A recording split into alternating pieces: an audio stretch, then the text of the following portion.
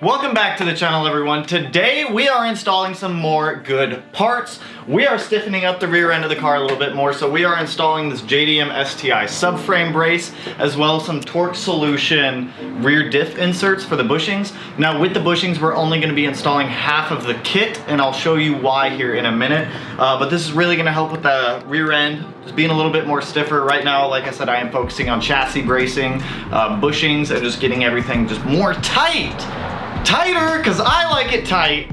Oh, so with that, let's get this camera up on our position. We'll take a look at the bench and see what tools you're gonna need, what these parts come with if you are interested in them, and then we'll start installing them on the car. Ooh!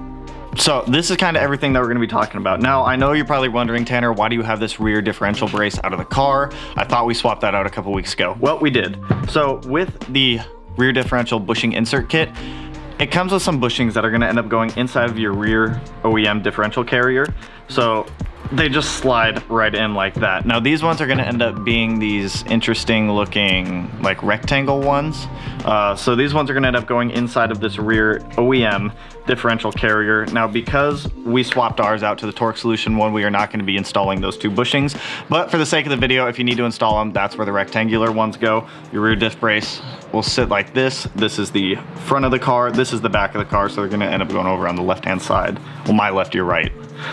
These bushings here are going to be the ones that actually insert into the differential, into the subframe.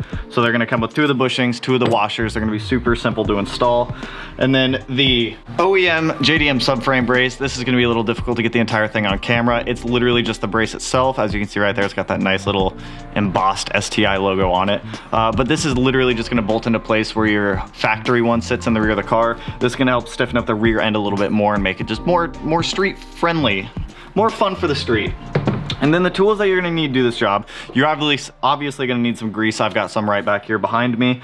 I have a 3/8 inch ratchet up here just because I know some of those bolts are gonna be a little bit tight. We've got our handy dandy breaker bar with our big to littler, which is the 1/2 inch to 3/8 adapter.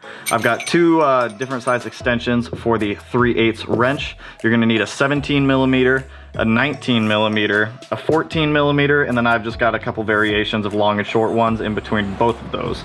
I also have some wobbly doos, which are just the swivels, just in case, because some of those, it's gonna be a little tight down there. Now, I needed to remove the rear portion of my exhaust to be able to get to the rear differential area. So I pulled off the rear portion of my ETS exhaust. You can leave the sway bar in place and do this, but hey, we got all this out, so let's just jump into it and start getting these bushings installed. Once we get the bushings installed, we'll do this rear subframe brace right here. Someone suggested getting a GoPro down here, so I have my Hero 7 set up next to me, kind of focused up at the bolts that we're gonna be taking out. So I'll be swapping back and forth between both cameras here. So what we're gonna do is we're gonna take out the two 17mm bolts located right up here above the sway bar that hold the diff to the subframe. We're gonna do one at a time so that we still have some support and I don't have to brace the subframe. But what we're gonna do, we're gonna take the bolts out, we're gonna slide these inserts right in there, throw the washers on there, and then put the bolt back on and torque those down to 44.7 foot-pounds. So this is the easy part. The subframe brace will be a little more difficult just because I always struggle to get those bolts realigned in the subframe. So we're just gonna jump into it and start getting these guys installed. So like I was saying, I broke these two bolts loose already, so I'm just gonna go ahead and get my 17 up here and start pulling one out at a time.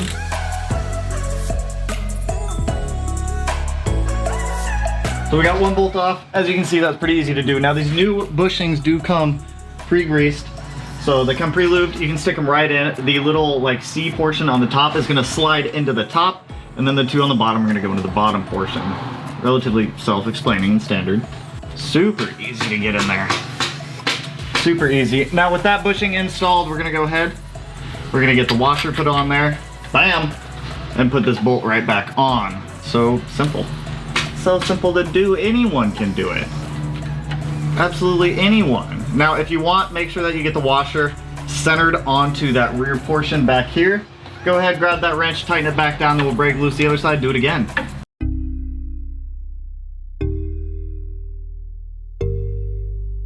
Super easy. We're gonna do the same thing on this side as we did on the other side. Get that bushing up in there, slide it into place, get the washer on, tighten it back down.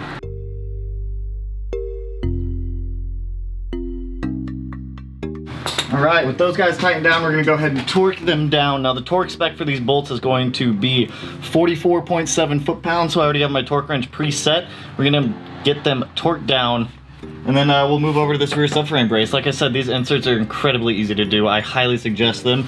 They get rid of a lot of play in those rear bushings where there's gaps, so it's gonna help tighten up that rear diff a little bit more. It'll help with a little bit of chirping if you're making some higher horsepower, so it's a good install to do. It's cheap. I think I got these guys for like 50 bucks, so well worth it. So let's get these guys torqued down, and then we'll get on this rear subframe brace.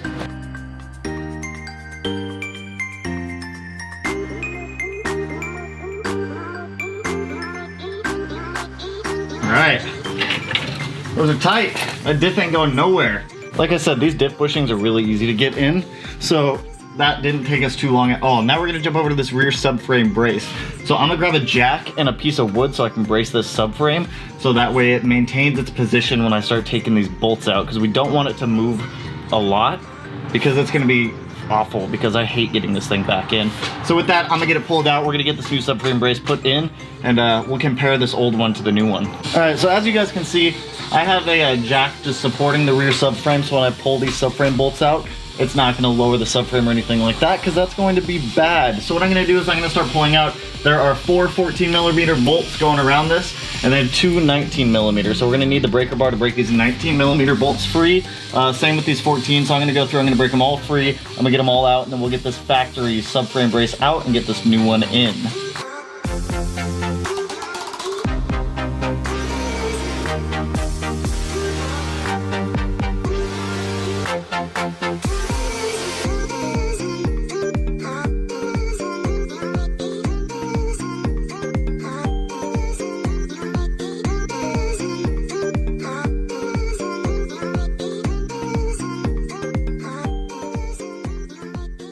I've had so many bad experiences with rear subframes. So on my old 2016 BRZ, I was doing rear subframe bushings, and when I did them, the subframe shifted a little bit, and I didn't know that, and I cross-threaded the out of these bolts in the back of the rear subframe. So when you're doing this, be careful, make sure everything is like in line. If anything gets out of line or out of whack, just honestly pull it out. Don't force anything in if it's not gonna go in. I had to re-tap the rear subframe, and I'm gonna tell you now, it's not easy to do with everything in here. So I'm gonna go ahead, I'm gonna get these finished tightening down. I'll bring up this camera, the Canon, and I'll show you guys how this looks. I thought that the old one just kind of went in with this one. It is a direct replacement, so I will show you guys the old one once I get these rear subframe bolts tightened down.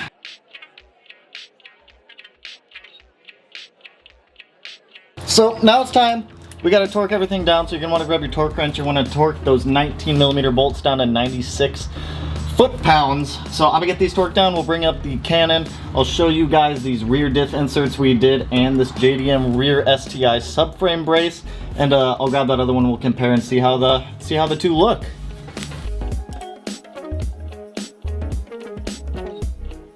Sick. So just let the jack down. All we've got left to do is put the rear portion of the exhaust back on, but before I do that, I'm gonna grab this camera, like I said, bring it up, and I'll show you guys this goodness. Super simple to install. That nice JDM rear subframe brace going all the way across with that really good looking STI emblem on it. Now the main difference between this JDM one and that USDM one is the USDM one doesn't do much but just connect the chassis from left, or connect the subframe from left to right. So what this new one does is it stiffens it, so it's a lot more, it's beefier. It's like solidly beefier than the old one was. Now, like I was saying, when you are putting those subframe bolts up in the top left and the top right up there, you're gonna wanna make sure you're tightening them just consistently. Don't go all the way in on one side and then go all the way in on the other side. You're gonna have to tighten them down left, right, left, right, left, right, to make sure that the subframe is going back up to the chassis in an even manner. It can be a little terrifying at times because you don't want to strip anything, because this is a pain in the ass area to actually work in. So with that, we got those installed. We got the rear differential inserts installed right up there. As you can see, you can kind of see the washers behind the sway bar there, and my exhaust has been rubbing on the sway bar. How dare it. So with that, I'm gonna get this rear portion of the exhaust reinstalled. I'll time lapse that part, and then we'll close up this video, and we'll take a look at the OEM subframe brace that goes back here, just so you guys have an idea of what it actually looks like. Alrighty, so we have a frame of reference here. So this is the factory piece that we just took out of the car. As you can see, it's very, I can bend, like, you can bend this thing so easy. It's ridiculous. The other one, oh wow, that's fucked. That's like really fucked. Maybe I shouldn't have done that. Oh well. Anyways, that new one that we just put in there is so much stronger. It's actually, I mean, the steel that it's made out of is a thicker gauge, so obviously it's gonna be stronger. It's also adjustable too, so if I wanna tighten it a little more, I can. If I wanna loosen it to make the rear end feel a little bit looser, I can. It's not gonna be a significant change in the way the car handles, but between the bushings, those braces, everything we do back there, every little bit connects itself to make the rear end of the car feel a lot stiffer. Now, just to recap, we talked about what the JDM rear subframe brace does. If you guys want to pick that part up too, it's on Rally Sport Direct. You have to keep an eye on it because they come in and out of stock like once a year. And I think I paid about $350 for those. So if you do want some of these JDM parts, you got to jump on them quick. I have notifications set so when they come back in stock, I know so I can order them. And then with the rear diff inserts, like I said, we only inserted 2 of them because the other 2 do go in that OEM cradle. So I didn't put these ones in, but you know the location of them. They slide right in there. They're super easy to do. Just remember to keep everything supported back there when you're working on it.